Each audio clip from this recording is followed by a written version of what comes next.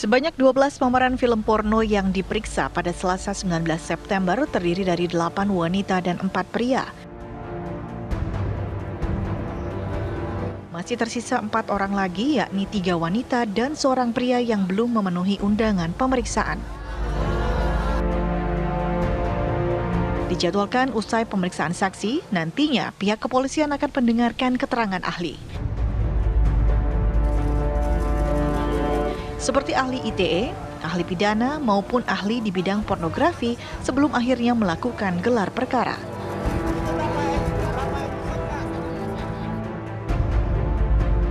Dalam gelar perkara tidak menutup kemungkinan para saksi bisa dinaikkan statusnya menjadi tersangka usai pertimbangan dari alat bukti yang dimiliki tim penyidik. Adapun para pemeran film porno ini merupakan artis dan selebgram yang dibayar menurut popularitas mereka dengan honor berkisar 10 hingga 15 juta rupiah.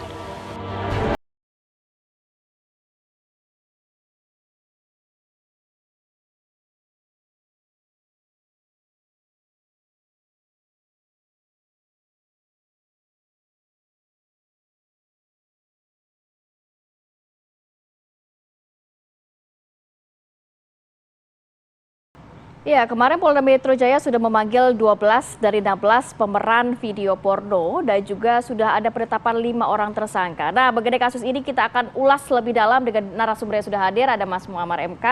Kita tahu ini adalah penulis Jakarta Undercover dan juga pemerhati gaya hidup. Selamat pagi Mas MK. Selamat pagi. Sehat ya? Aman, Alhamdulillah. sehat, begadang. Begadang.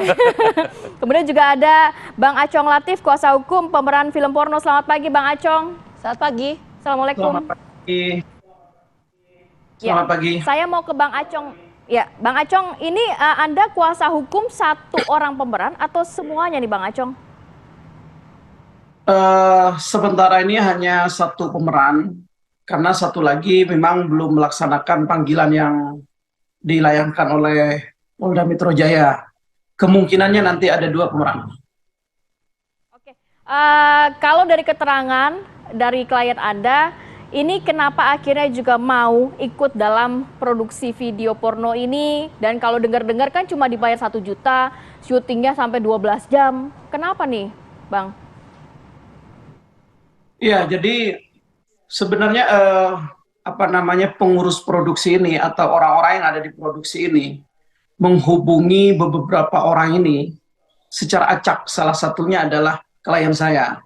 Jadi dia dihubungi. Pertama kenalan segala macam, dia memperkenalkan diri dari produksi film dan dia menyampaikan film yang akan digarap, dan film yang akan digarap itu bukanlah film yang seperti sekarang beredar, namun film-film yang legal, film yang seperti layaknya dikonsumsi oleh umum, film yang benar-benar bisa ditonton oleh semua orang. Itu yang ditawarkan kepada klien saya, sehingga dia ada ketertarikan untuk menjadi salah satu bagian dari film itu. Oke, berarti artinya bukan karena faktor ekonomi semata ya, Bang Acong ya? Bukan. Apalagi kayak klien saya, bukan. Jadi film layar lebar yang ditawarkan atau film pendek per episode sebenarnya, Bang? Jadi ada beberapa cara untuk menawarkan ke beberapa orang ini. Pertama, ada film yang memang film pendek, terus ada film series. Yang ditawarkan kepada klien saya ini adalah film series. Jadi dia hanya menyebutkan ini ada film series yang syutingnya pun tidak membutuhkan waktu banyak, bla bla bla bla segala macam, dengan bujuk rayu mereka orang ini tentunya. Sehingga saat dijelaskan, klien saya pun sempat nanya sebenarnya, apakah ini legal Pak? Oh legal, ini segala macam. Bahkan dia menyebutkan ini juga ada pengacaranya, ini ada izinnya, ini ada badan hukumnya segala macam. Disitulah sebenarnya untuk dia menarik klien saya ini gitu. Bang, udah syuting berapa kali klien Anda? Kalau yang klien saya 2 kali, dan itu pun kalau nggak salah di hari yang sama sebenarnya. Di hari yang sama, entah seperti apa pengeditannya, saya kurang paham dunia perfilman ya. Tapi yang jelas, kalau judulnya ada dua judul dari 2 kali syuting itu. Oke, saya mau ke Bang MK kalau gitu. Ya. Bang MK menyoroti mengenai kasus hukum ini seperti apa? Kok tadi dikatakan bahwa ini motifnya bukan semata-mata karena faktor ekonomi gitu. Kalau dari awal memang kalau faktor ekonomi memang agak kontradiktif sih gitu, karena memang misalnya kita bicara angka-angka lah gitu. Yang agak mengajukan adalah keterangan saksi kan gitu, yang para talent ini gitu. Tadinya saya pikir yang tersebar beritanya adalah 10 sampai 15 juta kan. Ternyata Saya sudah hanya 1 sebut juta. bahwa 10 sampai 15 juta untuk berperan dalam video porno itu angka kecil gitu. Selebgram yang followernya 1 juta aja sekali endorse aja dapat segitu gitu. Sekali posting gitu kan gitu. Mengejutkannya lagi adalah pengakuan saksi dibayar 2 juta, bahkan ada yang 2 juta, 1 juta bahkan gitu. Ini lebih bikin kaget lagi gitu. Kok mau gitu ya? Nah, itu dia kok mau gitu. Jadi banyak gini, kalau dari keterangan dan fakta-fakta yang dijabarkan dari pihak kepolisian, sebenarnya ada beberapa pertanyaan-pertanyaan lagi yang muncul gitu. Misalnya, fakta bahwa 120 judul film itu, misalnya, apakah ini murni benar-benar durasinya 1 jam sampai 1,5 jam? Atau memang ini adalah film yang memang konten pornonya itu sebenarnya hanya 10-15 menit, selebihnya adalah adegan-adegan naratif gitu, story gitu ya, yang mengantar ke ujung cerita yang porno itu gitu. Gitu. Itu juga menjadi pertanyaan gitu. Terus keterangan saksi lagi yang sekarang banyak beredar, ini juga menarik kan gitu. Rata-rata kemudian mengatakan bahwa ini dipaksa. Jadi nggak tahu ini film apa tadinya gitu kan gitu. Nah ini juga kontradiktif gitu. Dipaksa tapi syutingnya sampai 2 kali. Satu misalnya gitu. Kan gini, orang syuting film itu kan nggak usah syuting film lah gitu.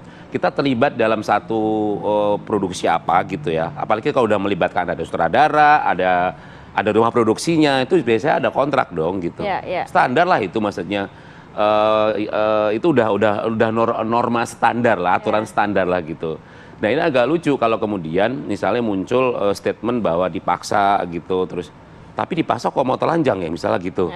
Itu juga agak ajaib gitu. Terus dibayar cuma 1 juta 2 juta. Ini kan pernyataan yang menurut saya kontradiktif gitu.